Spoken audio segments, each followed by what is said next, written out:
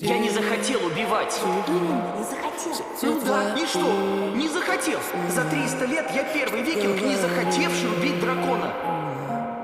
Но оседлавший его. Где теперь все эти твои слова, что говорила ты мне о любви тогда? Я тебя любил, всего себя отдал, а ты взяла и сердце мне разбила пополам. Я в любовь больше не верю и знать не хочу, но каждый раз, когда тебя вижу, с ума схожу.